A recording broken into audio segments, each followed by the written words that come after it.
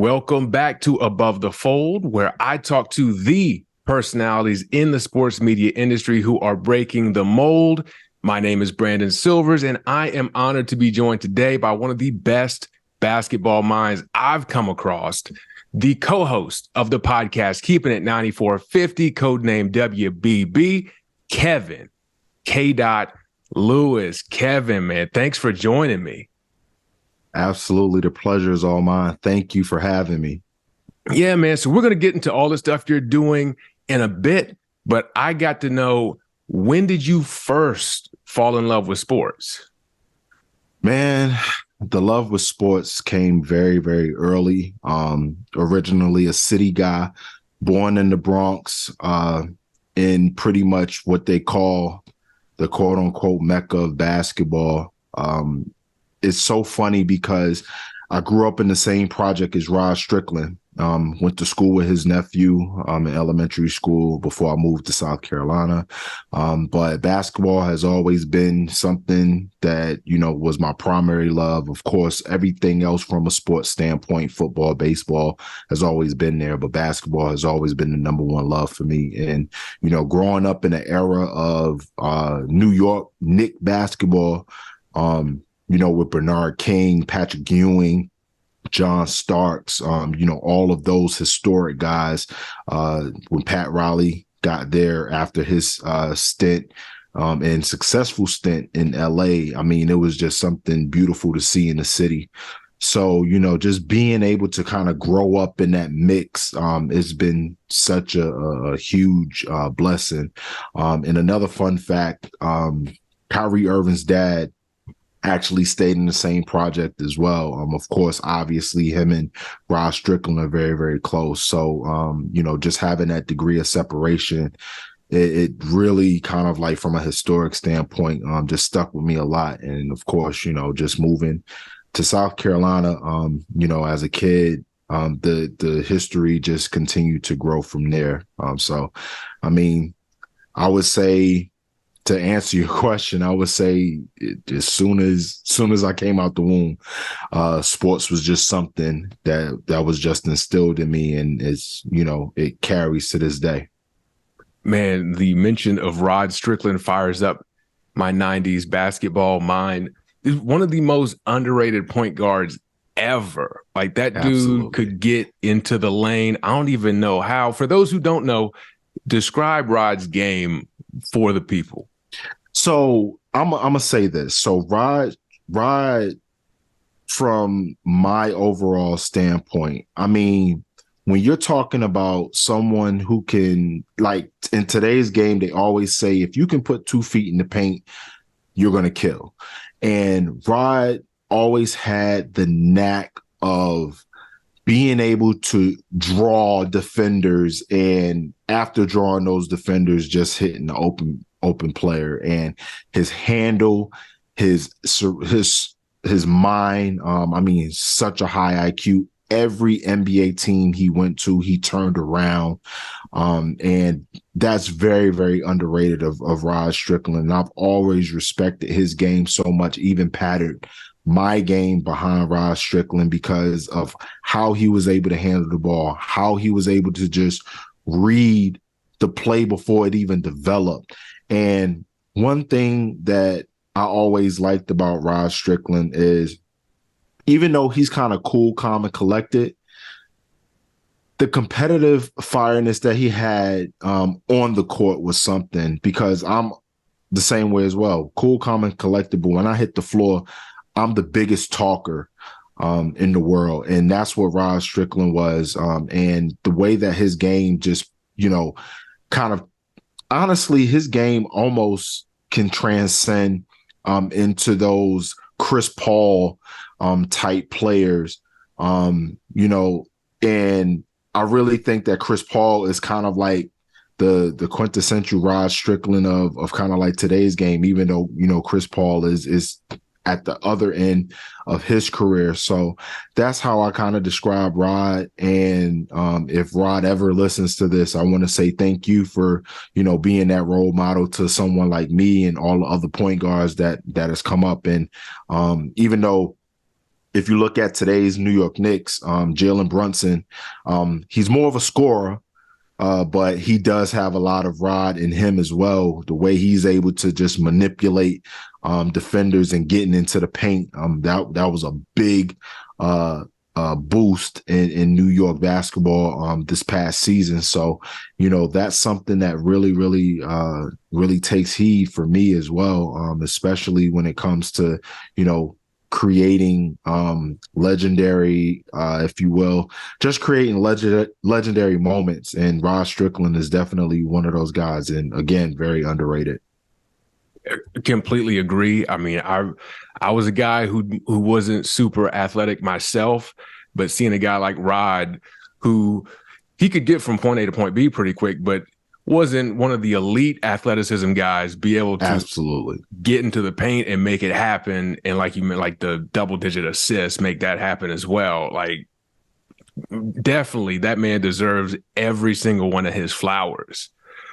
For sure. So moving on back to you said you moved to South Carolina, which for those of you who don't know, I'm based in Charleston. At what age was that? And then how did that play into continuing to grow your love for the game? Yeah, so I moved right after first grade. And it was one of those situations where when I was living in New York, I would be down south, for the summers. It really just kind of reversed when I, when I moved down to South Carolina. I just went back up to New York for the summers. And, the love of sports, it always stick with you. And for me, it was my grandfather who, when I first moved to South Carolina, he knew that it was going to be, countryside, a lot of grass, no cement. So he decided that he was going to build me a basketball court in the backyard. So that was one thing that really stuck with me. And rest in peace to my grandfather, Willie Myers. He was always such a influential part of my life. And when he realized that and helped me kind of get to the point where I wanted to be from a basketball standpoint, that really did a lot for me. And it just continued to grow that way. And of course, you're in the South, football reigns supreme down south. And even though I wasn't, an avid football guy, I've always played, football in that retrospect because, it taught toughness. We used to have this game, right? And it was called Kill a Man. And this game, basically, you throw a ball up or whatever type of object you can find, throw it up, grab it, and you're just running towards the touchdown. And within that, you get tackled. So a lot of that toughness, that instilled in me as well. And just kind of like the mental fortitude, because of course you're playing against other kids that may be bigger than you. You may be playing against other kids that are smaller than you. I mean, there's just so many things and nuances that you have, towards sports that just teaches you, and it's parallel to kind of like life as well. So, I mean, a lot of that, just stuck with me. And, as I grew up, coming into middle school and everything, trying to understand, how to just be a part of the game, basketball just continued to be my main thing. And literally all I did was hoop. And unfortunately, seventh grade, which taught me a really good lesson, I got cut from my from B team in middle school. And it was one of those things where you don't know what happened until it happened. And, I was highly disappointed. I go back to New York that summer, and for some reason, word travels fast. And I get back to New York, and my cousins are like, yo, man, I heard you got cut. Like, what are we doing here? We don't get cut in this family. First thing they do is tie my right hand behind my back. And everything I'm doing is left-handed the entire summer. Wow. because the reason why I got cut is because I couldn't make a left-hand layup. Like, that was the sure reason. And of course, that entire summer, it taught me a valuable lesson. Just learning how to be resilient and be multifaceted, not only on the court, but off the court. And I really came into a liking into one of the street ball legends and one street ball legends by the name of Future. Based out of the Bronx. That era, we're talking about 2000, 2001. This is and one era. This is and one mixtape, street ball era. It's starting to become really, really popular. And Future was one of those guys, one of the pioneers of and one street ball. And shout out to my man, Mark Edwards, who was very pivotal in that part of the world as well. And that's another degree of separation. But Future, he brought me on, and he kind of taught me a lot of things, on the basketball court that summer. And it was a complete 180 coming into 8th grade. I'm not the kid with the handle anymore. I'm the kid that plays exactly like Rod Strickland would play.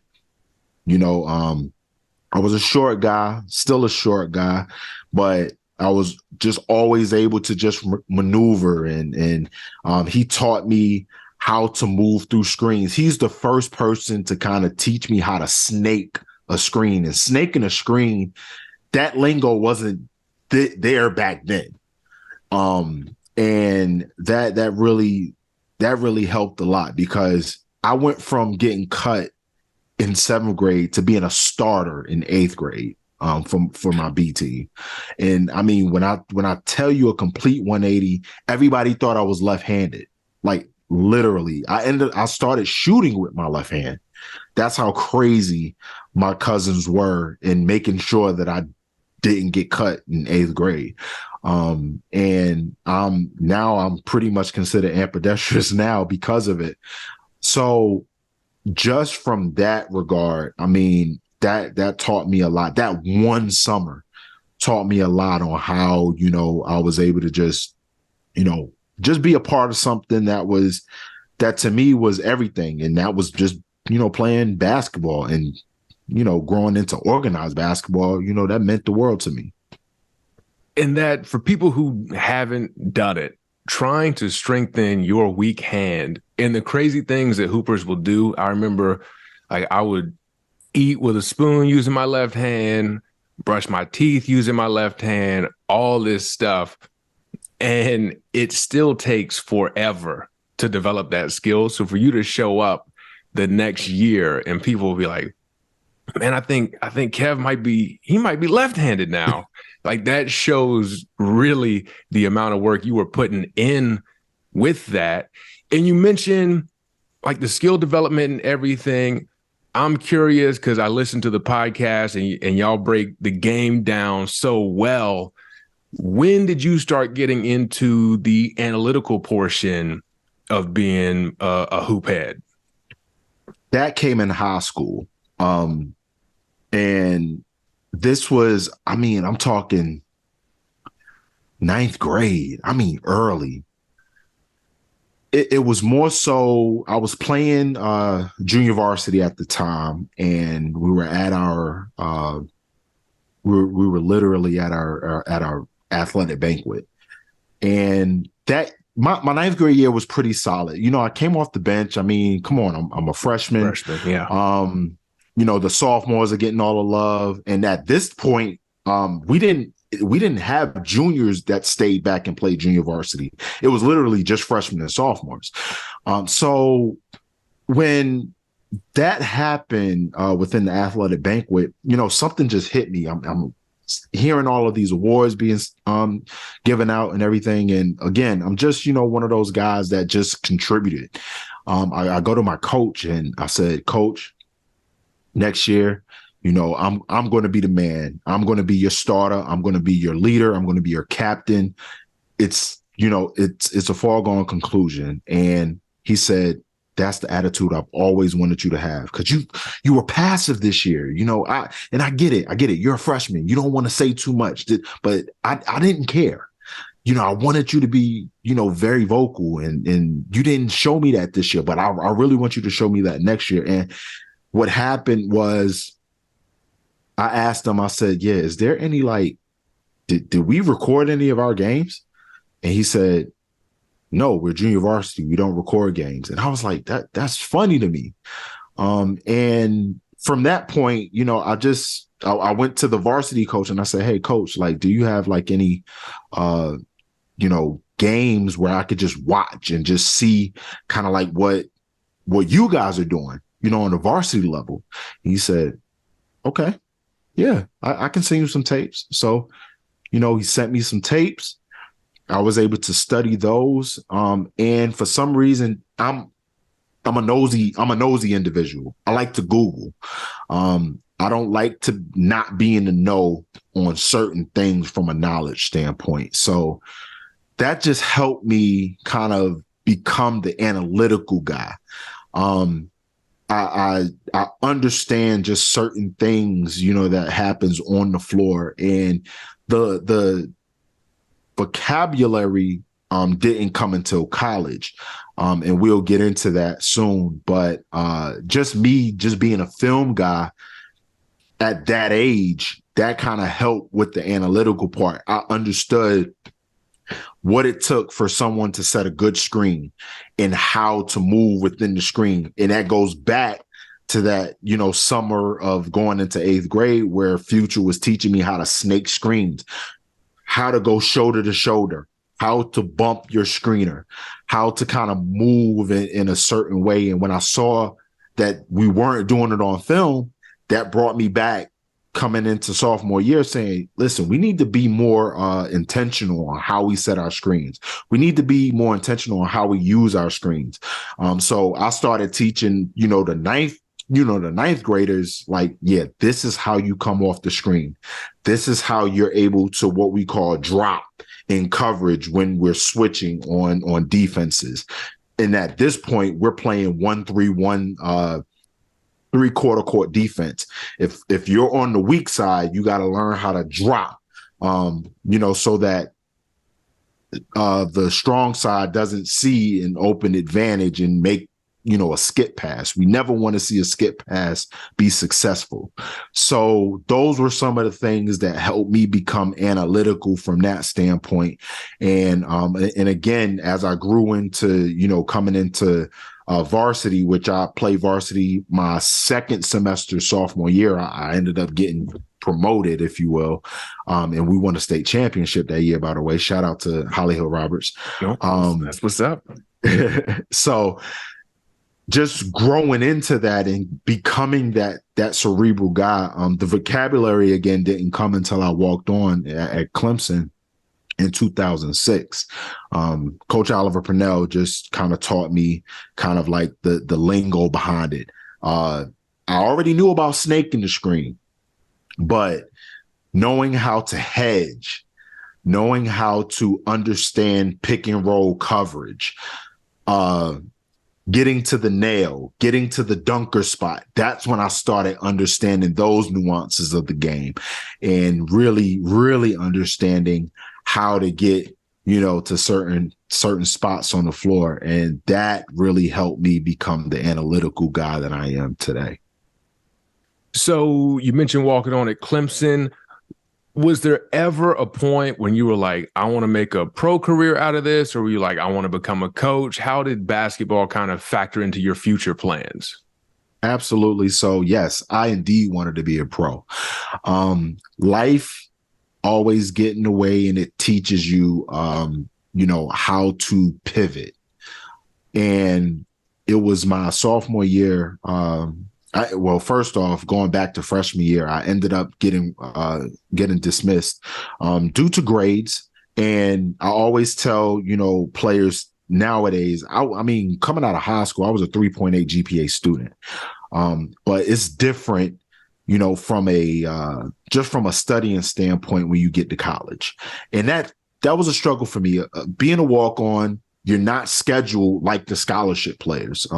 you're doing 2 times more than what the scholarship players are doing, and you're trying your best to, kind of maintain. And when I got dismissed, it was because of midterms, like right after midterms. And once grades came in, I didn't succeed and didn't meet the standards to what Oliver Purnell wanted. So I was dismissed. But after that, I was able to, bounce back. I was a 4.0 student the second semester of freshman year. So that raised my GPA up high, and coming into sophomore year, I was ready to go again, but my grandfather ended up getting sick, and I made a life decision. I said, you know what, I think basketball will always be a part of my life, but I need to pivot to where, it'll be more fulfilling for me, as opposed to sacrificing a whole bunch of time and energy into it. So I got into coaching, and I started coaching the women's intramural team. And before doing that, I ended up becoming a scout player for the Clemson women's basketball team. And that's how I got on the women's side. And that's what taught me a lot more from a skills standpoint, and helping me understand that athleticism isn't just going to get in the way, or isn't going to help you succeed when it comes to basketball. It's going to be the IQ part of it. In the women's side, I mean, high IQ, highly skilled, and I just became obsessed with it. And I was always a fan of the women's game, always a fan. My wife played varsity basketball. She was all region. So that was always there when we were in high school.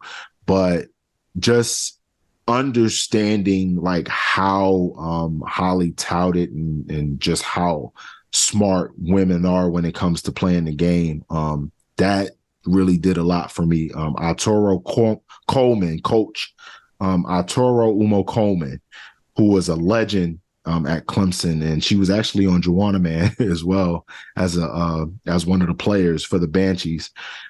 She came in, and her husband, Harold Coleman, they just kind of taught me a lot on the women's side. And I mean, that just really helped me out. And that's how I became kind of like a coach / consultant / trainer, when it comes to basketball. And I mean, that really did a lot for me as well. And so you've mentioned getting cut in 7th grade and bouncing back, getting dismissed and bouncing back. How has that resiliency kind of helped you through this as you transition into being a sports media personality? So it definitely teaches you patience. And I'm a firm believer in all good things comes to those who wait. And it may not be in the way that you planned it. And I've also grown to understand that sometimes when you tell God your plans, he'll laugh. And that's the most important thing that kind of stuck with me. The resiliency just comes from, just having a strong family. I've seen it, throughout my entire life. Come from a single parent home, my mom working 2 jobs, just seeing her come in, leaving at 6 in the morning, not coming in until, a little after midnight, and just showing me that, you can do anything if you put your mind to it. And, just having those dismissals and those disappointments in my life, it just taught me to never give up on them. And sometimes your season isn't, what you want or what you plan. You just have to continue to, figure out other ways to make things go right for you. So that's really how that has happened in me moving into the sports media world. That's a passion that I didn't realize until the pandemic happened. I think the overall pandemic taught all of us that we have to kind of slow down in our lives and kind of find those passion projects that you really, really want to do, instead of what society always have told you all your life what to do. Go to school, get an education, get a job. That's pretty much the American dream, right? But I think that that the pandemic told us that that's otherwise. You can do anything that you put your mind to it, as long as you put the work in, and whatever you do and putting the work in, make sure you do it with intent. That goes back to basketball. I mentioned it earlier, setting screens with intent. Mm-hmm. But it really goes into your life choices as well. Anything that you do, make sure that you're intentional in doing it. So that's really what helped me from a resiliency standpoint. And that's how I actually came into to the sports media world. My wife was like, listen, you talk basketball all the time, and you talk it with such grace and elegance. You really should get into it. And that's how I got into it, and had a lot of no's, but those no's, I was always taught, make sure you turn those no's into yeses. And that's what, me and DA Daniel Artest is trying to do now with the 9450. You talked about this experience you had with the women's basketball team at Clemson. Is that really what led you into specifically covering women's basketball, or what else played a role in that? That was definitely a very important role. Probably the most important role, because again, I kind of looked at it as, oh my goodness, man, I'm missing something here. I've been taught to be athletic my whole life, and it's just not true. Just being very transparent, the athleticism that you have, it just covers the flaws that you could have in that skill set. In the women's game, like I said, with the skill set is just immaculate. I could remember being on scout team, and it was the women's game that showed me, shooting and hitting rim is considered a miss. If it's all net, that means it's a make. I'm in college at this point, and it wasn't until the women's game because I thought a make was a make. I didn't care. Yep, it went in. If it went in the game, that was me. But that really taught me. I was helping out in the free throw line, and I was counting. I was counting makes, and a great basketball player by the name of Delisha Lloyd. She rimmed it, and it went in, and I counted, and she was like, "Nah, that don't count." And I looked at her like, "Huh? What?" She's like, "I only count my swishes, man. Don't count the rims. If it hits rim, don't count it." And I mean, it just clicked for me. I was like, wow, that's different. That's truly, truly different. So from that point on, when I would do my one-on-one training and I would be in the gym by myself, I didn't count rim. I always count swishes. That's what would help me. And that's why I say, when I was a part of the women's scout team, that was the most important part. And again, I've always been a fan of the WNBA, always had been a fan. Cheryl Miller is one of my all-time favorite players. I have so many all-time favorite players on the women's side. It's unfair. We'll be on all day for me to just list them. But Cheryl Miller was just one of my all-time favorites.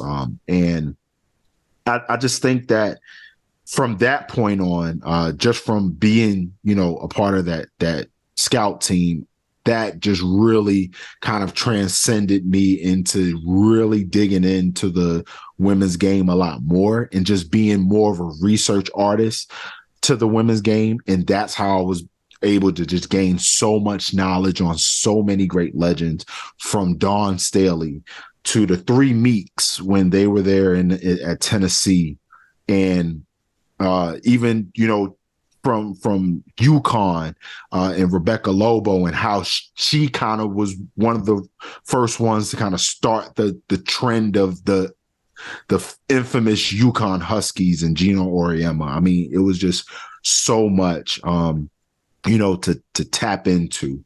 But of course, with me being in college the same time as Candace Parker, I mean, she really, really took it to another level as well. I remember that 2007 and 2008 Tennessee Volunteers team. I remember the Final Four where Alexis Hornbuckle had the putback against LSU in the Final Four. I mean, it's so many things that came about when I was in college that really helped me really get into my bag when it came to the women's game. And it really, like, when you say Candace Parker, to me, I go back to, and we talked about how the women's game, like the skill, they don't just rely on athleticism, but I go back to seeing her in the McDonald's All-American dunk contest. Absolutely. It's like, damn, like, and then you watch her as her career progresses, because my grandfather was from Tennessee, so he kept up with Tennessee basketball. So I did, just by relation, and seeing what she was doing in the women's game. Incredible. And she's still doing it. Right. Absolutely. Like, my knees hurt getting out of bed and she's still putting in work. It's like, good Lord. So how did you and Daniel connect to start keeping it 9450? Absolutely. So it was really the pandemic that happened. I mean, Clubhouse became a popular thing during the pandemic, and I joined Clubhouse. I believe it was October of 2020. I got an invitation from one of my bestest friends since the Sandbox, B. Terrell, who was very pivotal in the women's game, and from that point on, we were just in different basketball rooms, and he and my other good friend, Zach Ramey of the Z Show, was talking about basketball, and I just entered the conversation, and I mean, we just hit it off really, really well. He respected my knowledge. I respected his. And throughout that time during the pandemic, I really told him, I was like, listen, you're really good at the men's side, but you got to tap into the women's side, man. I mean, the women's side is going to give you something that's like, you thought you were smart on the men's side. You tap into the women's side, you probably will be the Einstein of basketball, because, like, again, skill set, just the cerebral part of it, it's very, very good. I mean, you look at film and you watch, the footwork of these women. I mean, you're going to be amazed. And he said, you know what? I need to get back into it, because he was a scout player for the Indiana Fever, that 2012 finals team. Okay. He was a part of that. Like, he's part of the reason why that 2012 finals team actually won the WNBA championship with Catch and Brianne January and Elena Larkins and Machine Gun Maggie and all of those, and Shavonte Zellis. Like, when I found that out, I was like, well, come on back to the women's side. And, he said, yeah, man, I'm gonna do my research. I'm gonna dig into it. And May of 2021, that's when the WNBA show came about, because that was our very first show, the WNBA show, and we talked about the draft. We talked about the Charlie Collier or Watt Courier draft. Again, one of the lesser talented drafts, but it was still a draft, because that was the Aerie McDonald draft, and she had just come off an incredible Final Four. It was it was just one of those drafts where Kaiser Gondrezick was selected number 4, and it was just one of those kind of like head scratching situations, but we was like, hey, I mean, she got drafted. It is what it is.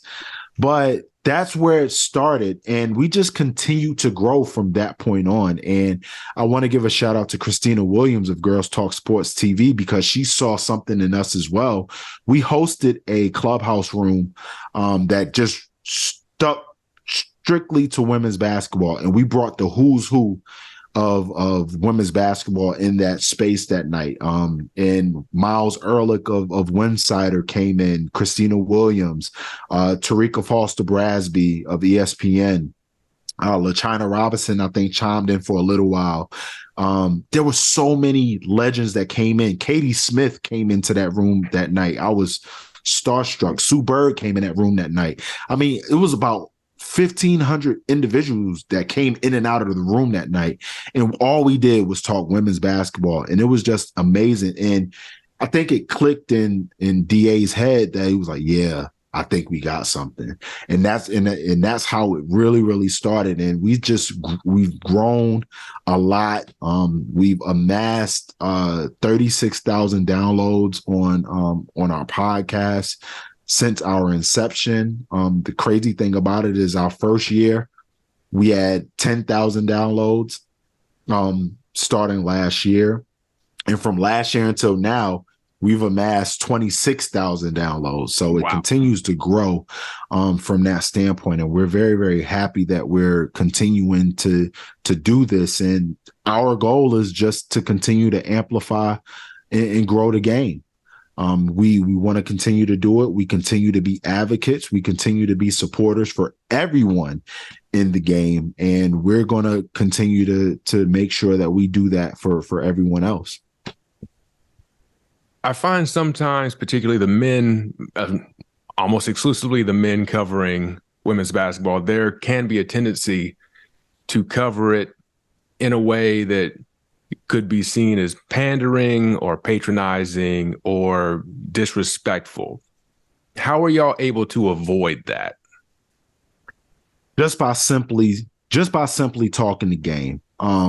It's a respect factor when it comes to the women's game. And we literally attempt to keep it 94-50 at all costs. In the same breath, if we feel like there's something incredibly disrespectful to the women's game, we're going to call a timeout and say, listen, you guys got to stop doing that. One thing that really amazes me about the game itself is that when you talk to certain players, that's literally all they want to talk about. Like they just want to talk hoop. They want to be respected in a manner that you're going to say the same thing as if you're talking to another NBA player or a college or men's college basketball player. Like that's all they want. And when, you have certain individuals that want to talk about it in a sense where it's kind of microaggressive, that's where you kind of draw the line. And for us, we've always tried to maintain the integrity of keeping it 94-50, talking about the game, not mentioning anything from a narrative standpoint. A lot of things nowadays are narrative driven, and we literally try to avoid the narratives. We are the type of individuals that if there's a platform for the narratives, then have the narrative. We don't care about your narrative. All we care about is amplifying the sport the way that it needs to be amplified. And by doing that, we continue to give flowers to the players that deserve their flowers. We always mention certain players instead of like the ordinary players, right? Like a lot of people are going to talk about I'll give you a perfect example. A lot of people nowadays, right now, the narrative is driven, being that we have super teams, quote unquote super teams. By the way, history shows that there's always been super teams in the WNBA. History will show that. So if you're a fan and you're thinking that the Las Vegas Aces and the New York Liberty are like the new quote unquote super team, no. The Houston Comets say hello. The Houston Comets say hello. The Minnesota Lynx say hello. I'll even go far in saying the the Seattle Storm when they had Lauren Jackson, Yolanda Griffith, Sue Bird, Swing Cat. They say hello as well. Yes. So when it comes to those type of narratives, so like right now, a lot of people are going gun ho about Sabrina Ionescu, and Brianna Stewart, Jonquel Jones, right? But we tend to look at the other players, right? We gave flowers to Aerial Powers last year. We gave flowers to Maya Caldwell last year, who was on a team, got cut, went back on the team on a hardship contract. And off of that hardship contract, she scores 31 points in helping the Atlanta Dream win. That ultimately got her a free agent deal with the Indiana Fever this year, a 2-year deal. And I actually know Maya Caldwell's trainer. She trains out in Charlotte. And it's funny because the gym that my son trains out of, she trains out of that same gym. And shout out to her trainer, by the way, and who's an incredible human being. But that goes to show how in depth and ingrained we are in the game, because we're always going to give flowers to those players who rightfully deserve those flowers, but don't get it on a national scale because everything is so focused on kind of like those big names. And that's also what separates us, from a lot of other folks within the game. And I'm a person that give flowers to everyone who deserves them. So I also want to give a shout out to the committee. And Big Lo, who's a part of the committee, and she has grown so much in helping be a very, very vocal individual when it comes to women's basketball. And her objectivity is just so superior. Like, we had her on the show a couple months ago, and we just, like, all we talked about was hoop. That's all we did. We just talked hoop, and that's what's important about the women's game. Keep it about hoop, and don't try to create this narrative that should look at the game as charity. We don't want to look at the game as charity. And the women themselves, they don't want to look at it as a charity case. They deserve every right to just be the athletes that they are. And that's elite athletes. And that's what we try to do with the 9450, as well as keeping the 9450 codename WBB. So that's what separates us from a lot of others, especially kind of like those mainstream artifacts, if you will, when it comes to covering the game.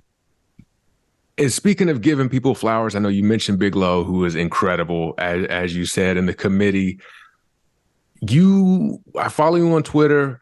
You're great at lifting up other voices.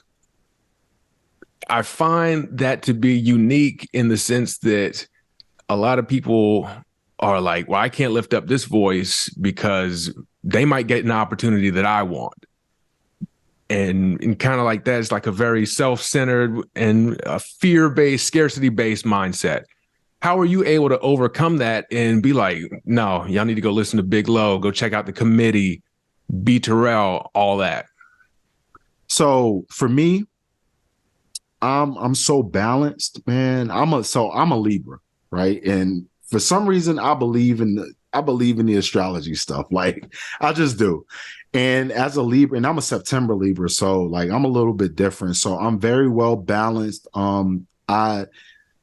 Confrontation is not something that I enjoy, because like for me, I just love and I love being loved, but at the same time, it's not about me. It's never about me.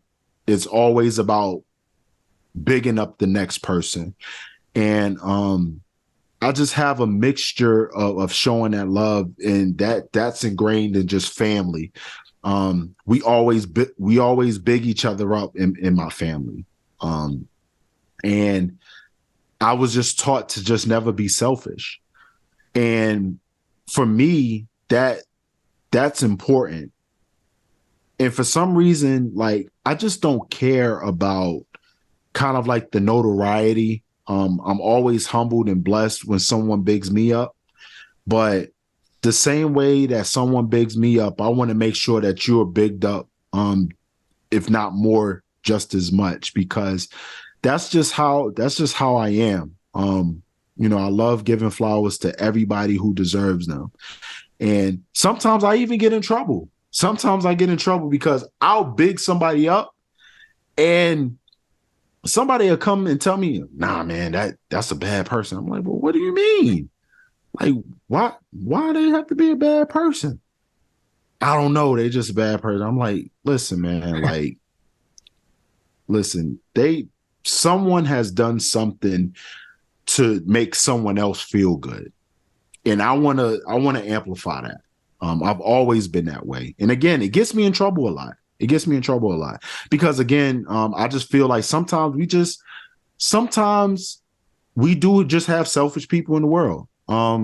It is what it is. That's how society is sometimes. But for me, I just always been that type of person that, listen, man, if you're doing something that's awesome, I want to make sure everybody else know that you're doing something awesome. And I don't want anything in return. I just don't. And me giving back to the community is always something important to me as well.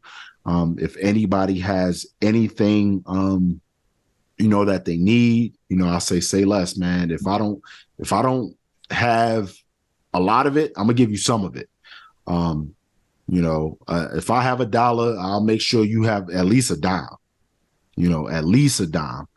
That's just how I've always been. And, I just love spreading, positivity.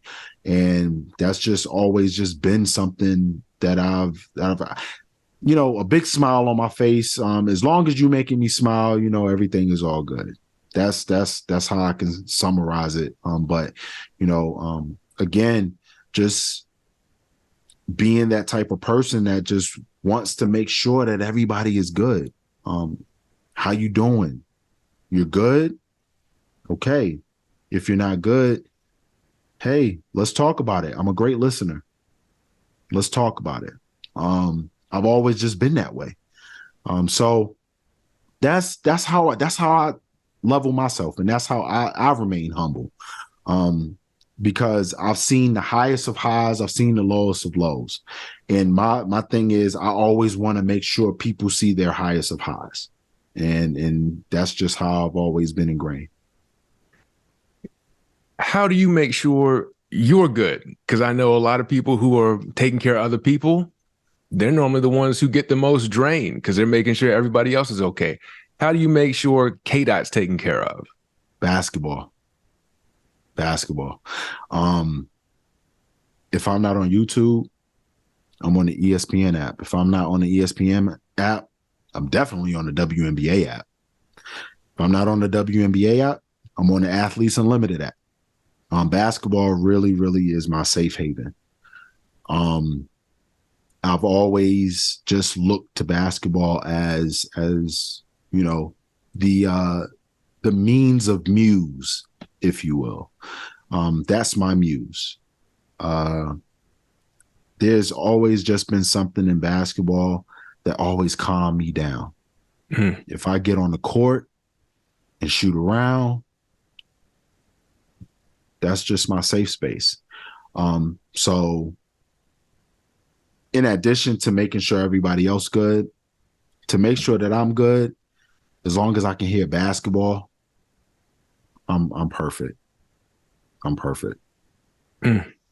I'm right there with you. I went and shot around this morning just to clear my head.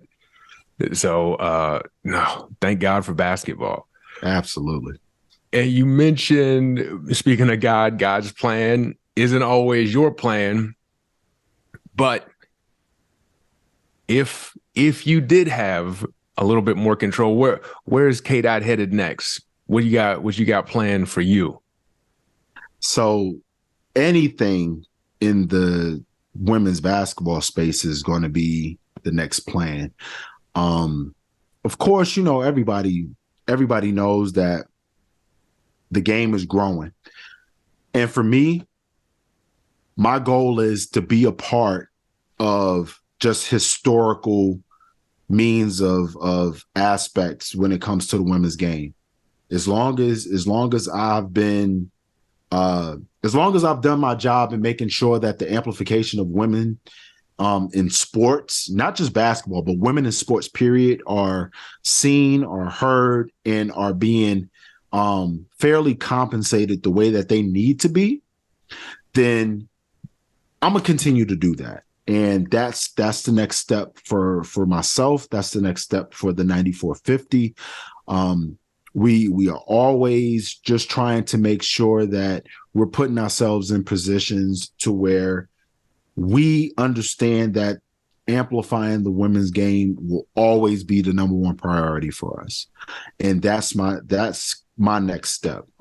Having great relationships with so many great people in this game is definitely an advantage. And it's crazy because right after this, I'm going to be a part of the press conferences for the remaining coaches. I was a part of that press conference yesterday with Coach Wade, Coach Tebow, Coach Brondello, Coach Tanisha Wright,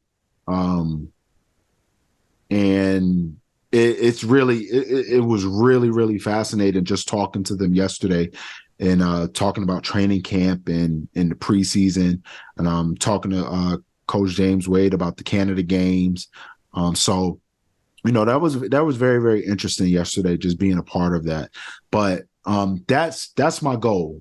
Continuing to make sure that we all understand that the women's game is thriving, it's continuing to grow, and we're always going to be in the forefront and just making sure that everything is successful in the women's game. Where can we find you? Everything 9450. Absolutely. So you can always find us, the 9450, on Twitter and Instagram and on TikTok at the 9450.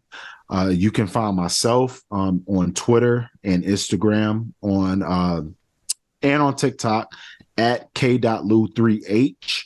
And I mean, we're on YouTube. Follow us on Apple Podcasts, Spotify, wherever you consume your podcast. I mean, we're just here to make sure that you get your daily dose of women's basketball, whether it's college, whether it's FIBA, whether it's the WNBA, or AU.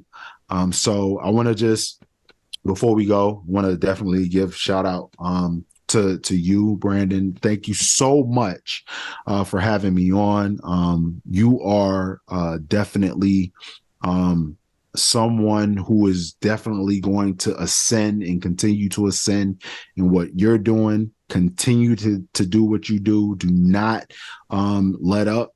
Don't give up. Just like how we say in basketball, when we're up 10, don't let up. Don't let up. Keep the intensity, keep the defensive pressure going, keep that offense going with you in retrospect to what you're doing, because what you have is a great thing. And I got to give you all your flowers as well, my brother. Man, I really appreciate that, because when I tell you, I was looking for people who look like me, particularly from like you're Charleston based, just like me. And I was like, man, they got black guys out here look like me talking about women's basketball, which was something I was trying to increase my knowledge base on, because I was more of a casual fan, which is fine. But then if I wanted to cover it properly, I needed to reach a certain knowledge level, and just listen to y'all break the game down. Y'all get everybody who is anybody in women's basketball has been on as a guest.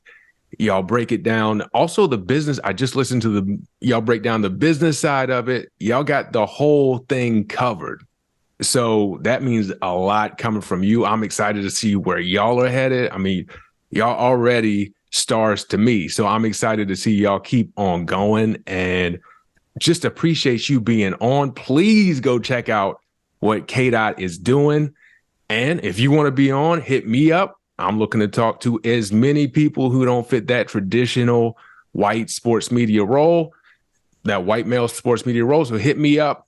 Let's talk. This has been another episode of Above the Fold. I appreciate y'all for watching and listening. Don't forget to subscribe, rate, review, and share, and also do the same for Keeping It 9450. And I will catch y'all next time. Peace out.